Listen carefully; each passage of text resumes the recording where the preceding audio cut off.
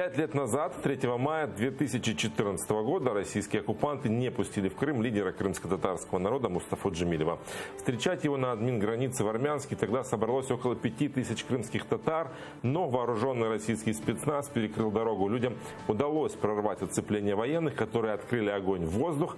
Скандируя «Милет, Ватан, Крым», крымские татары встретили своего лидера, но встречающим не удалось провести Джемилева на родину, и Мустафа Ага был вынужден уехать в Киев. Давайте посмотрим репортаж, снятый в 2014 году Ирины Сидбулаевой, о том, как это было. Меры будете принимать. Вместо Хадырлеза дорога на Армянск. Группы крымских татар съезжаются границы, чтобы встретить своего лидера, народного депутата Украины Мустафу Джемилева. На армянском контрольно-пропускном пункте со стороны Крыма сотни машин. Тут же несколько десятков сотрудников ОМОН и пару БТРов. Пропускать людей через границу они не намерены. Работники пусть пропускают. Они пусть работают, да.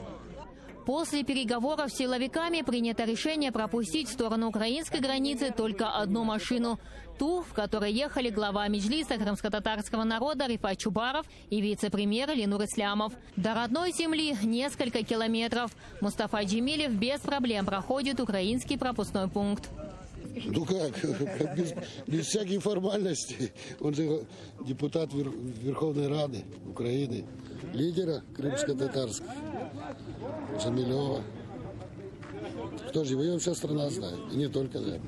Джемилев, оказавшись в нейтральной зоне, готов пройти таможенный контроль на российской стороне.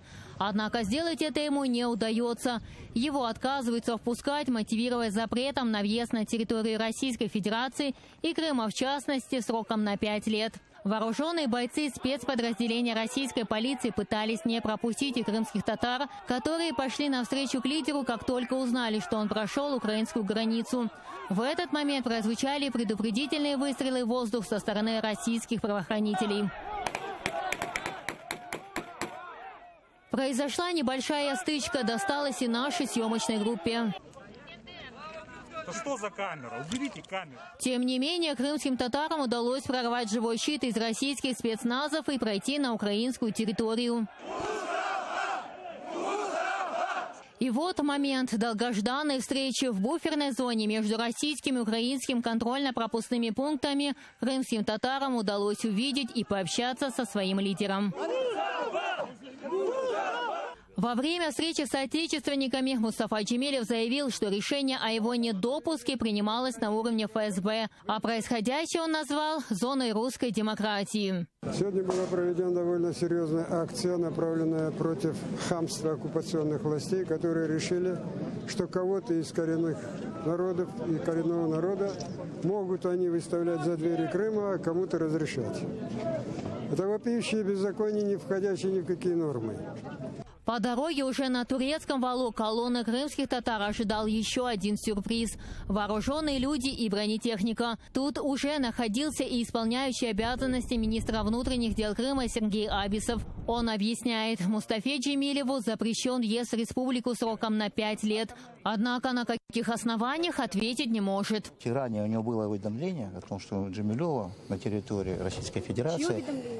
Покажите, вы говорите, пограничная служба. Я говорю, на руках выдавался Джемилев. А у вас есть я так понимаю, этот документ сейчас, да? Вы сейчас пытаетесь этот документ исполнить, правильно? Да. Значит, у вас он должен быть на руках, да. правильно? Он должен быть гражданина, который уведомлен. Он у него вы на руках. Вы должны знать, что вы выполняете. Все. Ну где это документ? Все, без комментариев. В итоге, после безрезультатных переговоров с российской стороной, Мустафа Джемилев принимает решение вернуться назад в Киев, объясняя это необходимостью избежать столкновений. Лидер поблагодарил своих соотечественников за поддержку и, прощаясь, сказал, что обязательно вернется домой. Крымские татары возвращаются в Крым без него, проходя через живой коридор силовиков.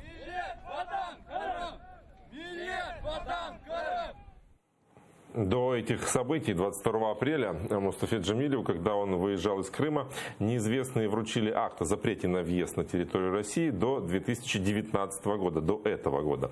Это означало, что он не сможет вернуться в оккупированный Крым. Такую попытку Мустафа Ага предпринял накануне. Он собирался на самолете через Москву попасть домой, но в Москву его так и не пустили. Из-за этой ситуации в тот же день, 3 мая, 2014 года на внеочередное заседание собрался меджлис крымско-татарского народа. Там было решено отменить традиционные массовые гуляния по случаю национального праздника Хадырлес.